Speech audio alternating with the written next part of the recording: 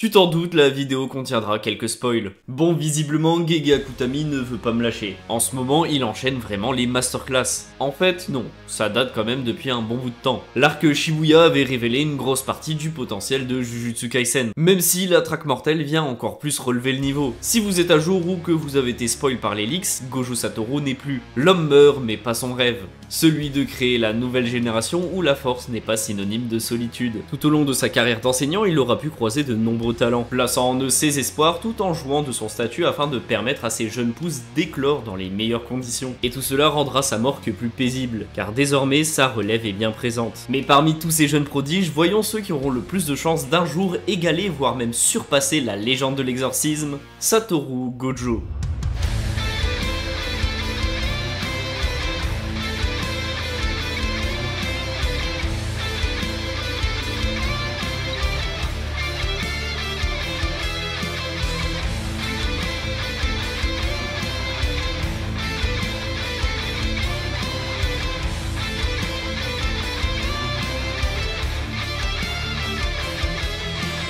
Je pense que tu connais la chanson, si t'aimes ce genre de vidéo, n'hésite pas à liker, mais surtout à t'abonner. Je préviens tout de suite, ne voyez pas cette vidéo comme un classement de puissance. Ici, on est uniquement là pour juger le potentiel de certains personnages. Maintenant, te voilà prévenu, il est temps de passer aux choses sérieuses. Bon, déjà, vous pouvez oublier tout ce qui est Nobara, Inumaki, Panda ou autre. On les aime bien, mais je pense qu'Akutami n'a pas trop de projets particuliers pour eux. Donc, on commencera par ce bon vieux Todo Aoi, un élève du lycée de Kyoto. Bien qu'il ne soit pas le plus apprécié par ses camarades, une chose est sûre. Il est très fort, et je ne parle pas que physiquement. Ce n'est pas un Itadori, mais il compense largement de par sa maîtrise de l'énergie occulte. Avec une intelligence estimée à 540 000 de QI par lui-même, sa logique du combat est une arme redoutable, étant vraiment une plaie à gérer pour ses adversaires. Et je n'ai même pas parlé de son sort Boogie Woogie, qui est simple, mais avec Todo c'est extrêmement efficace. Il lui permet tout simplement lorsqu'il frappe dans ses mains d'échanger de place tout ce qui contient de l'énergie occulte. Donc dites-vous que ce sort est extrêmement bien exploité par Todo Aoi, de par son excellente maîtrise du corps à corps et de sa forte réactivité au combat. En même temps, le bourre, il avait l'habitude de se battre depuis tout petit. C'est d'ailleurs comme ça qu'il a été repéré par Yuki Tsukumo, l'une des rares exorcistes de classe S qu'il a d'ailleurs recommandé au lycée de Kyoto. C'est d'ailleurs elle qui lui a un peu appris tout ce qu'il sait, que ce soit l'expérience du rayon noir ou tout simplement l'utilisation de territoires simples. Et d'ailleurs l'auteur l'a confirmé, ses goûts en matière de femmes sont à cause de son maître. En même temps, faut le comprendre. Il faut quand même se dire que Todo a été reconnu par 2 exorcistes de classe S, sachant qu'officiellement il n'en existe que 4.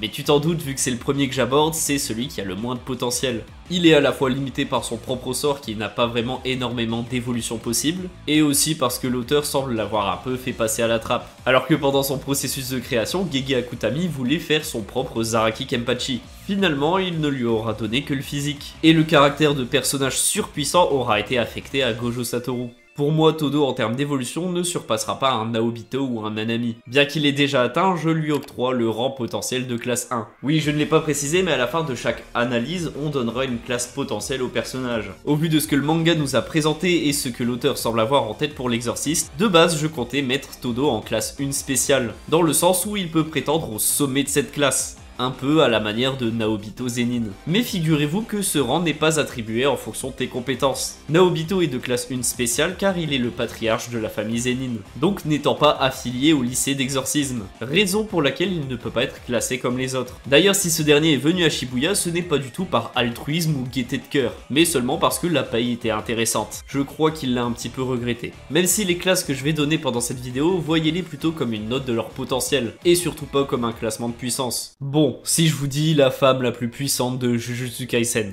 vous aurez probablement pensé à Yuki Tsukumo. Mais aujourd'hui, on va s'attaquer à la deuxième, qui est pour moi le personnage féminin le mieux écrit du manga. Je parle bien évidemment de Maki Zenin. Puisque oui, j'en vois beaucoup qui disent que Jujutsu Kaisen possède les meilleurs personnages féminins. Soyons un petit peu sérieux. Vu que ce n'est pas le public visé, peu de femmes sont mis en avant. C'est parce qu'on va dire qu'en tant que jeune garçon, c'est plus dur de s'identifier. Me faites pas dire ce que j'ai pas dit. Donc en général, malgré parfois de bonnes idées, ce genre de personnage est exploré seulement en surface. Sauf pour quelques cas comme par exemple dans Jujutsu Kaisen. Mais pour pour moi ce n'est pas vraiment une raison pour crier au génie. Je ne vais pas dire que ce sont de mauvais personnages féminins, mais ce sont pas forcément des personnages féminins extrêmement bien écrits. Pour la plupart, ils ont juste un développement acceptable. Mais bon, vu que ce sont des femmes, aujourd'hui les gens ont tendance à s'emballer. Alors que bon, vous prenez, je sais pas moi, Kiba dans Naruto, pour vous c'est juste un punk à chien, tu lui mets un skin féminin et ça devient un bon perso. Vu que malgré tout, le personnage a eu le droit à de bons passages où on partageait un peu ses doutes et ses combats. J'ai l'impression que l'appréciation des personnages féminins dans les shonen neketsu est juste un nivellement par le bas. C'est un peu comme cette tendance à traiter un personnage féminin de bon seulement parce qu'il est badass ou fort à la bagarre. C'est extrêmement stylé de voir un personnage nous faire des masterclass au combat, mais il faut quand même un minimum de développement. Et pour moi, Maki allie tout simplement les deux. Elle est plutôt stylée, forte au combat et possède un arc de développement super intéressant. Un développement qui, si elle avait été un homme, aurait eu beaucoup moins de sens. Considérée comme une moins que rien en bas de l'échelle et maltraitée par sa propre famille. Le tout chapeauté par l'un des meilleurs misogynes de Jujutsu. Bon, elle aura quand même eu l'occasion de se venger. Et même 2 fois. C'est d'ailleurs sa capacité à surpasser ses démons qui lui a permis de se hisser au niveau du pur cauchemar de Gojo. Et elle est même vouée à le surpasser. Mais dépasser le niveau de Toji est-il suffisant à surpasser Gojo Satoru? Malheureusement non. Son histoire sera sûrement quelque chose qui empêchera les clans d'exorcistes de prendre trop à la légère leur comportement, surtout avec leurs membres les plus faibles, mais pas au point de faire pencher la balance de l'exorcisme. Je lui donnerai comme Todo la classe 1, même si le S me démange un petit peu. D'ailleurs, le personnage suivant est aussi animé par ce désir de révolte face aux instances de l'exorcisme. Celui qui vient sur le champ de bataille en Jordans,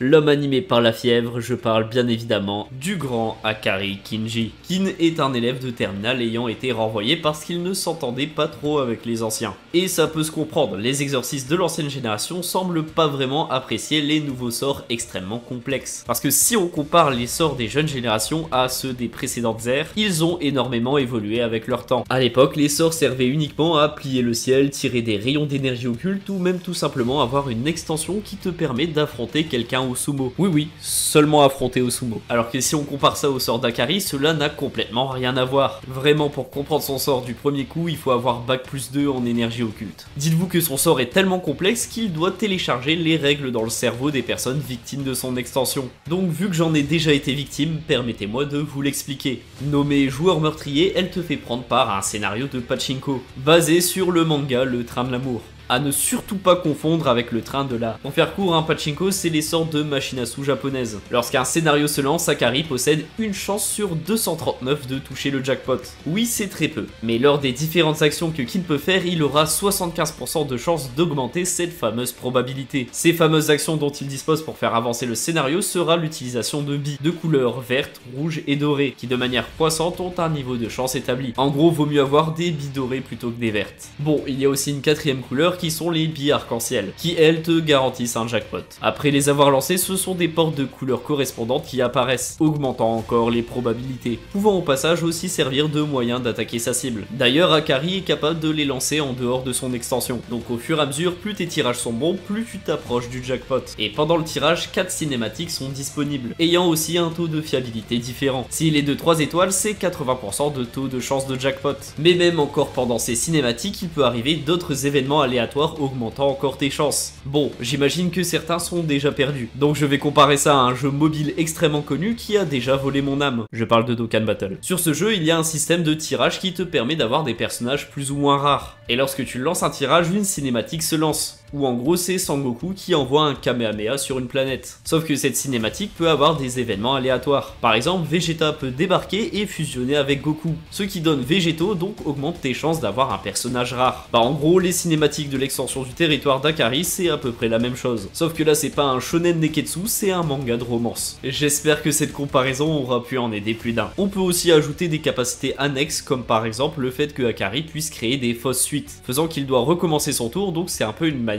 de remonter le temps. Si jamais sur un échange il se fait dominer, il peut annuler les dégâts qu'il a reçus. Bien sûr, il y a toujours ce côté aléatoire, il peut très bien échouer et quand même mourir. Mais bon, qui ne tente rien n'a rien. Vient alors la fin de la cinématique. Si le bon scénario est complété, c'est le jackpot. Sinon, on ne peut pas s'arrêter sur un échec, voyons. Et après avoir touché le jackpot, se lance le générique du train de l'amour, qui dure pendant exactement 4 minutes et 11 secondes. Akari reçoit donc une énergie occulte illimitée, incluant un sort d'inversion lancé de manière inconsciente. instante et totalement automatique. En d'autres termes, Akari Kinji est immortel pendant ce temps. Bien sûr, cette immortalité reste relative. Si son cerveau qui est la source du sort d'inversion venait à être détruit, eh bien ce serait game over. Donc les personnes ayant la capacité de le one-shot à la manière d'un Gojo Satoru pourraient le vaincre. Et tu m'étonnes que les anciens ne l'apprécient pas trop. Son sort est vraiment trop complexe pour le cerveau d'un retraité. Un sort devant respecter beaucoup de règles mais en contrepartie est extrêmement intéressant pour son utilisateur. Bien que son efficacité soit basée sur le hasard, n'oubliez pas que la vraie force est celle qui attire la chance à soi, qui n'a le potentiel de se hisser à des sommets. Mais surpasser Satoru n'est pas si simple, bien que je lui donne quand même la classe S. Bon, passons à un personnage qui surpasse déjà probablement le précédent candidat, malgré le fait que ce dernier se sous-évalue un peu trop et n'aime pas vraiment se battre. L'ancien protagoniste, le tombeur de ses fléaux, l'homme ayant les entrées les plus oppressantes du manga, je parle bien évidemment de Yuta Okkotsu. Son simple familier lui a suffi à se hisser au grade de classe S, sans même avoir appris quelconque technique d'exorcisme. Bien qu'il perdit l'ancienne Rika, son talent lui a permis de récupérer son rang en moins d'un an. C'est vraiment la plus grosse courbe de progression de tout le manga. En même temps, Yuta a de qui tenir, car ce n'est pas moins qu'un cousin éloigné de Satoru, descendant du puissant clan Fujiwara connu pour ses esprits maudits et son escouade d'assassins. Son arsenal, et c'est le cas de le dire, est constitué d'une énorme quantité d'énergie occulte supérieure à Gojo, qu'il peut recharger d'ailleurs grâce à Rika. Surtout qu'elle sert aussi de stockage au sort de Yuta, car son sort inné n'est absolument pas Rika. Son sort se nomme Copier, et permet selon certaines conditions d'utiliser n'importe quel sort héréditaire, faisant de lui un adversaire très imprévisible pouvant faire face à toutes sortes de situations. Et bien sûr, il maîtrise déjà l'extension du territoire et le sort d'inversion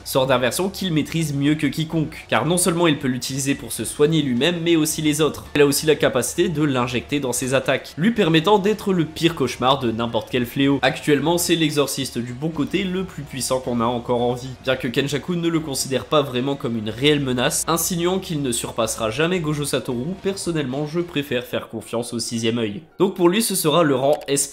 Oui, ça n'existe pas, mais bon, qui a eu l'idée de mettre ce truc dans la même classe que Gojo ou Sukuna? Mais donc, qui serait plus prometteur que Yuta Okkotsu pour surpasser Gojo? Eh bien, qui de mieux que son premier élève? Le petit protégé, le chouchou du prof et fils du tueur d'exorciste, je parle bien évidemment de Megumi Fuchiguro. Tout comme son aîné, c'est un génie. Il maîtrise aussi bien les bases de l'exorcisme, le combat au corps à corps, le maniement des armes maudites et possède une intelligence hors norme. Sans compter qu'il est né avec le seul sort pouvant surpasser l'infini. Je parle de la technique des 10 ombres. Je sais que beaucoup de personnes le sous-estiment car malgré son talent, lui-même n'a pas confiance en ses capacités, préférant à chaque fois se sacrifier avec Makora au lieu d'essayer de se surpasser. En fait, il est comme Grey de Fairy Tail.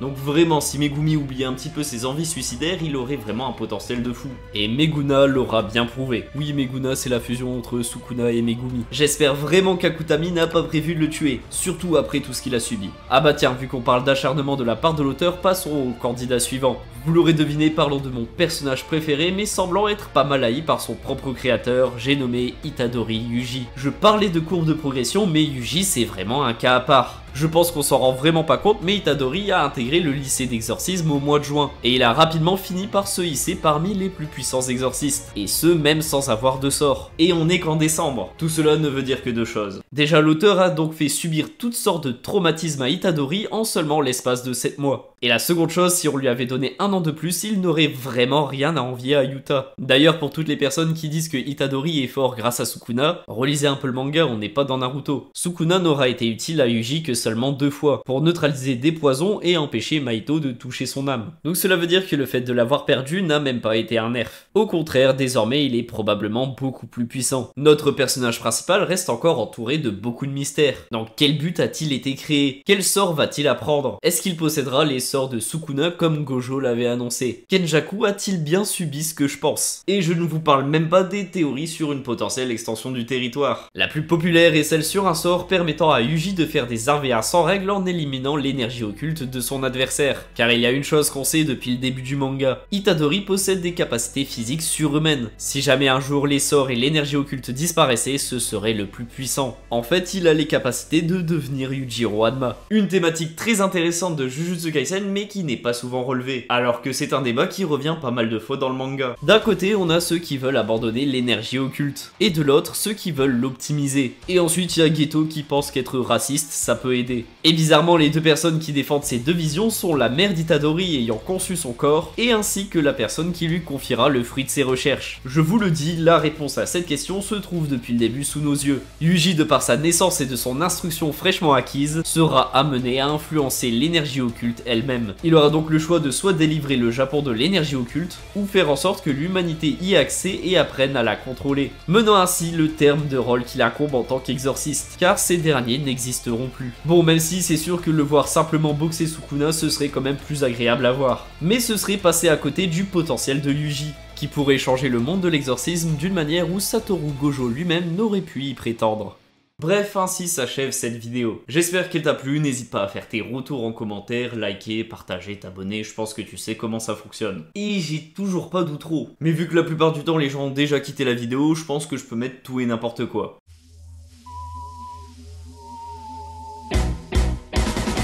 كل القصة حين اكتشف جهازا غريب وسارت بعدها الأمور في منحى عجيب تراه فتى عاديا لكنه يخفي الأسرار بين